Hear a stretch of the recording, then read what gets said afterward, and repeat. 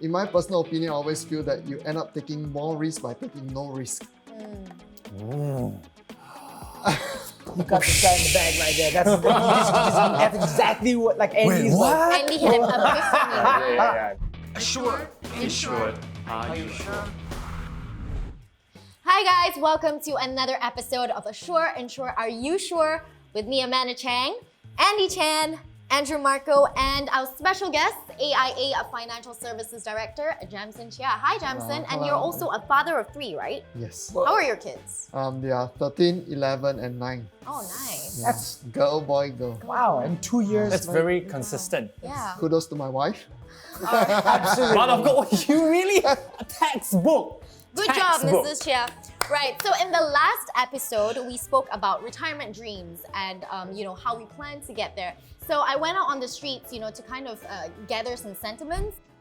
Hey guys, let's find out what Singaporean parents plan to do when their kids grow up. Let's go.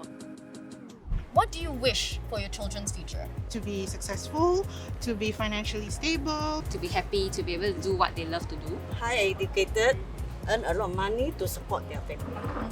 So what are your plans after kids, when you don't have to take care of them constantly, I haven't really thought about it. Hopefully I don't have to worry about much things and then I can go and enjoy life, do the things I love to do. Like travel or to business, maybe. Maybe to have my own lifestyle, to be carefree, don't have to worry too much. Now that your kids don't need as much attention, actually they don't need much attention at all. I'm sure they're all full-grown adults. What do you do? Oh, I think I'm gathering with my friend or looking for a part-time job. If I'm free, I go shopping with my sister and chit-chat with them. Everyone has a different view on how to take care of people. Some people grow up and they kind of expect their children to take care of them. What is your view on that? I expect my children when I'm free can bring me along go shopping. Now, the children also, when they marry, they also got their family to take care, isn't it? So I don't wish them too much lah. Then every month they will support me a bit, so I will be enough lah. We're happy also. So are you taking any steps towards getting other streams of income? I do put a part of my salary into this thing called ETF. Sometimes maybe I buy a bit body or toto. I have been looking around for investments, or I'm looking into cryptocurrency. So why do you think, besides your CPF, it's so important to save your money like that? I think it's good to have a backup plan, and also I don't really want to rely on my kids in the future.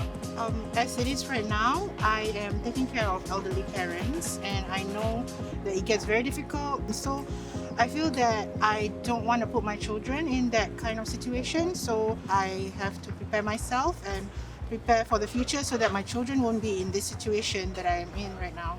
All right, thank you. I noticed there was quite a generational shift amongst the people that I interviewed, and the younger ones have a very different attitude towards retirement. And a few of them actually mentioned that they don't want to rely on the future generations later in life. Just as important is financial independence as well, being able to take care of ourselves later in life and not really having to depend on our children. So let's talk a little bit more about that. Okay, so for me, I think that it's exactly what I've observed in my life.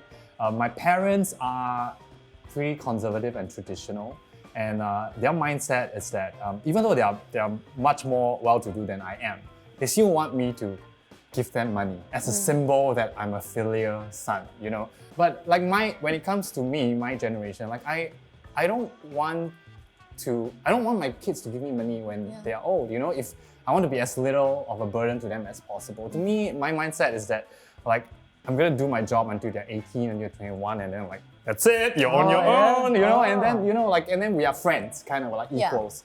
I think it's definitely a generational thing. I think our parents are in the sandwich.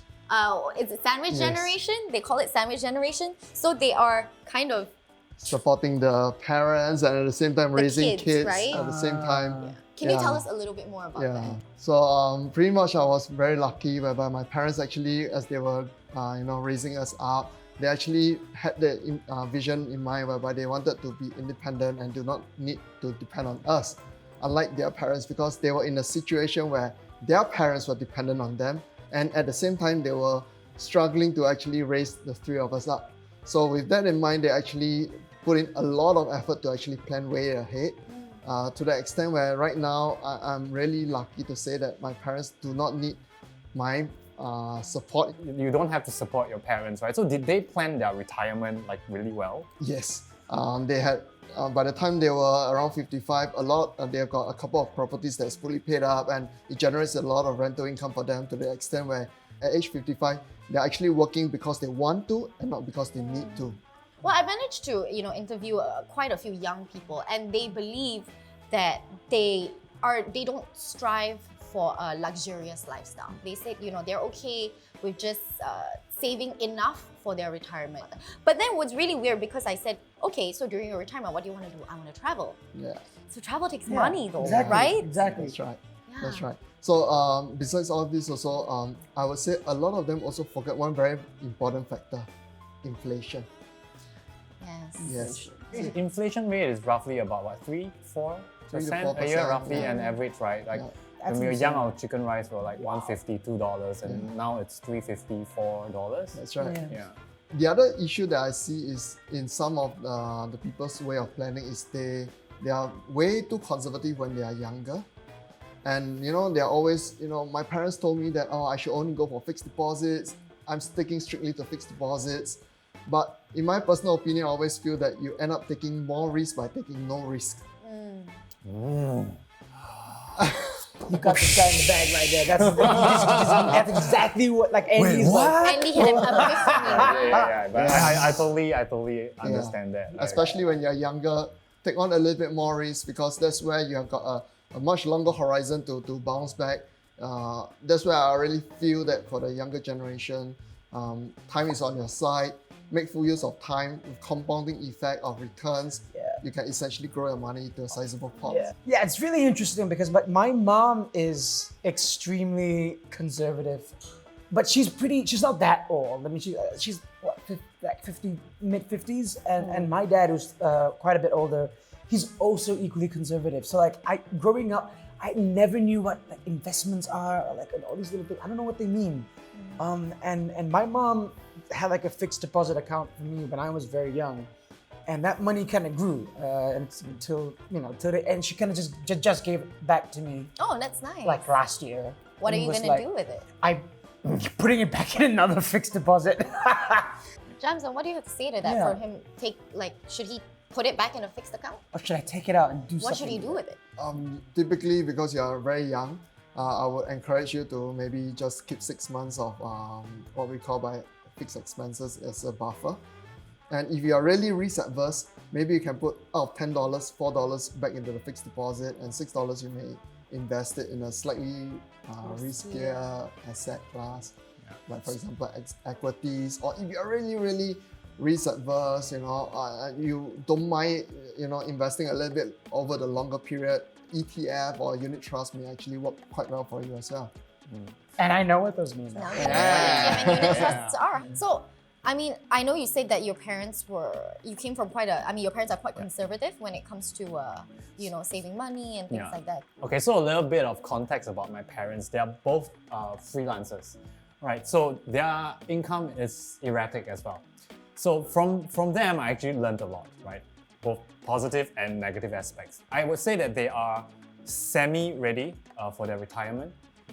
They're ready in the sense that they work really hard, they don't spend a lot of money, and they save. That's what they did well, I feel. Okay, what they didn't do as well, I feel, was that I would say they were not super savvy when it comes to investing. They have a few instruments, but quite conservative. They were also making a lot of health sacrifices to make money. So when I look at that, right, one more thing, they didn't buy insurance when they were younger. They bought, but very minimal. So now when they are older, it's harder for them to get insurance because they're 60 and they have conditions and it becomes more expensive, right? So I've learned the pros and cons. So for myself, the first thing I realized is that I need to save. I shouldn't spend money on things that are not important to me. But I also need to educate myself on the different investment instruments.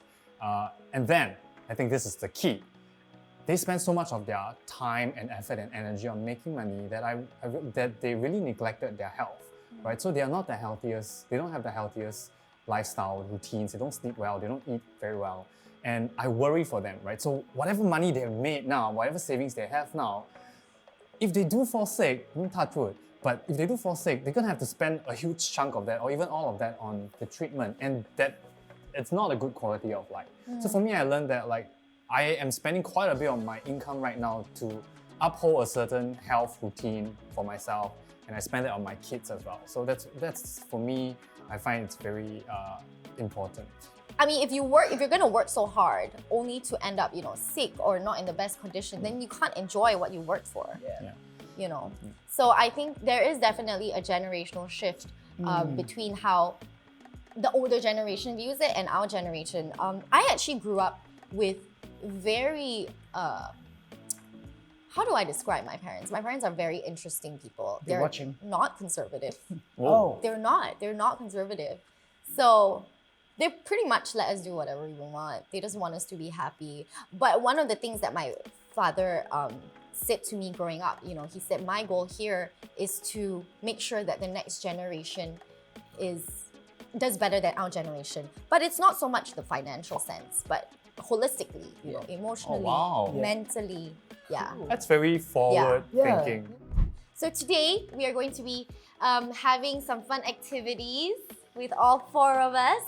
We're going to be trying out some different hobbies to inspire maybe the people watching or even inspire us to think about what we want to do after our kids leave the nest, I guess. Jamson, this is something for you to definitely think about because, it's so common among the older generation in Singapore to not think about their own future, to not think about their own retirement plans because they're so focused on their kids.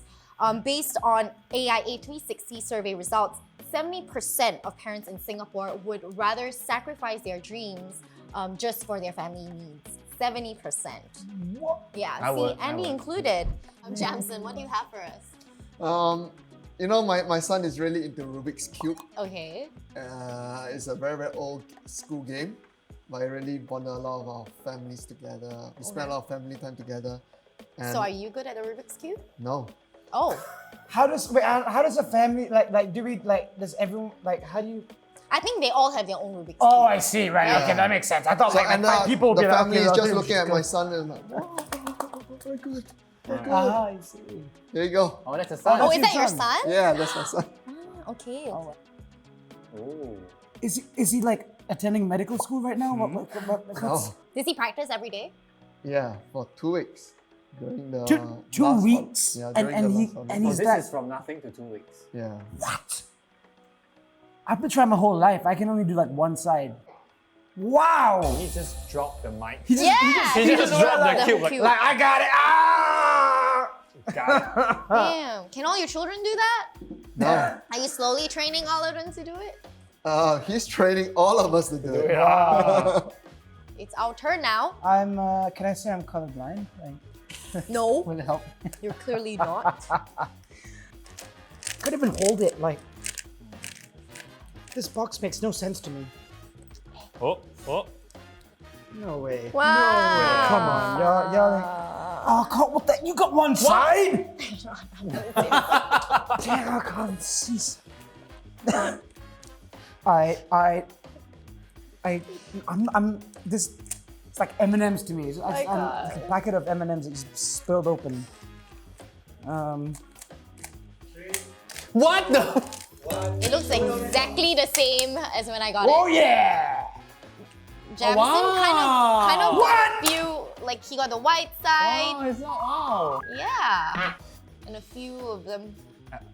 But it's not done by me. It's not completely. But yay! Wow! It's going so well. So Andy, what's your takeaway from today? How do you plan to stay healthy, during your golden years?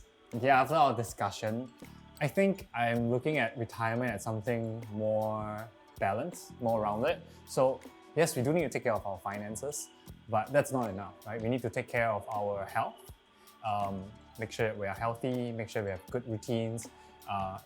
We also need to take care of our mental health by looking for something that we are passionate about, even after we stop working, and a community that we can still socialize and be happy with. And I think with those things together, then you can have a very fulfilled retirement. And we should start now. Start now. Which you are. I mean, you are a fairly healthy guy. You know, you work out, you eat healthy. Yeah, you're on the right track. How about you? I'm the wrong track, obviously. No, don't say that.